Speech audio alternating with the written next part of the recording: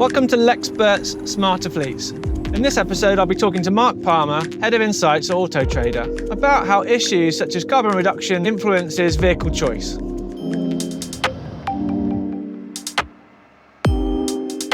Fleets play a huge role and have done for many years now in accelerating the decarbonisation of transport and trying to speed the transition to EV.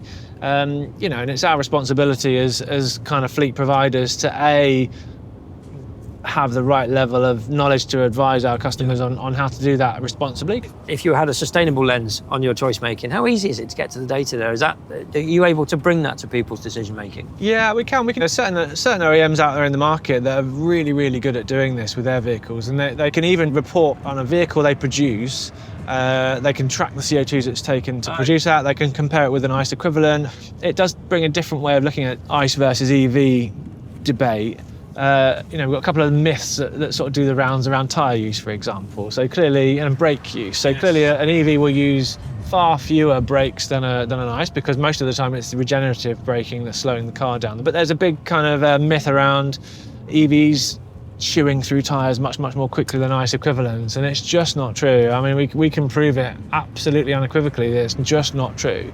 If you've got the biggest and heaviest car, big massive SUV for example, it doesn't matter what's powering it. If it weighs 2.5 or 3 tons and you're driving it like a lunatic, then of course you're going to chew through your tyres. But actually, we've got many cases where the tyre use is the same, if not even better than an ICE equivalent. That's interesting. So, I mean, there's been media negativity for a couple of years in certain quarters, and as we overcome some of them around battery range, that's one which has been overcome. That of degradation's another one. All these sort of stories, these barriers are knocked over one by one.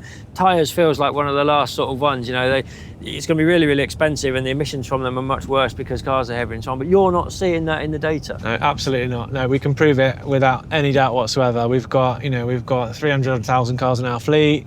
We've got all the data of the types of vehicles that we've got and how often they change their tyre, what mileage that is, and we can do it by brand or tyre type or whatever. If tyres aren't needing to be replaced as in the rate as was feared, then that will filter through at some point to SMR cost as well. Definitely. So two things with SMR. One is absolutely SMR costs are going down in the long term. Super. And secondly, actually, it's forcing us as fleet companies to start thinking a little bit differently about SMR as a product. Your maintenance product is all or nothing.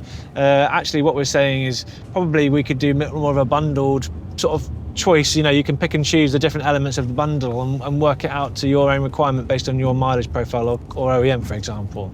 Brilliant. One thing I wanted to ask you though about responsible lending, and that's something I don't know very much about.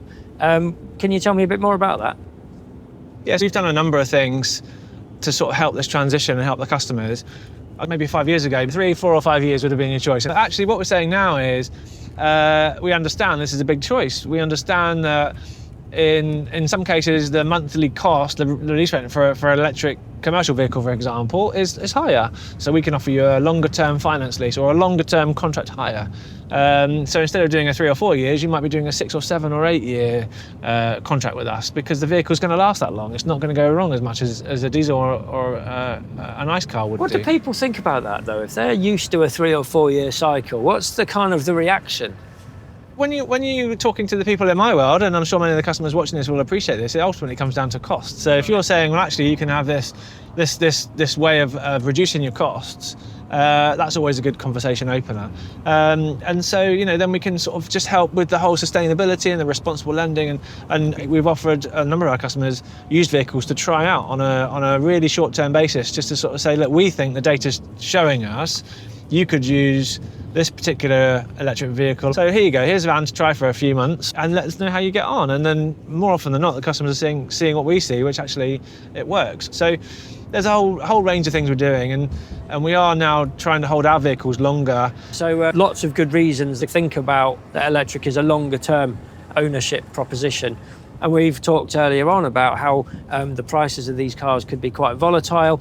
They hear the media negativity without having a helpful manufacturer to explain to them, you don't need to worry about that stuff. So it's a really daunting prospect for the independent sector. And the thing with that is we need them to support the used market, because in turn, of course, the used market supports new. Now, what's been really, really encouraging over the last couple of years is that there has been more and more of those independent retailers selling electric vehicles, helping, spread some good news, some positive experiences. They've really got on board with things like charging infrastructure and so on their own sites. That's another really good sign that things are on the right track. Long may it continue. Thanks for watching this episode. Look out for more episodes on the LEXperts Hub.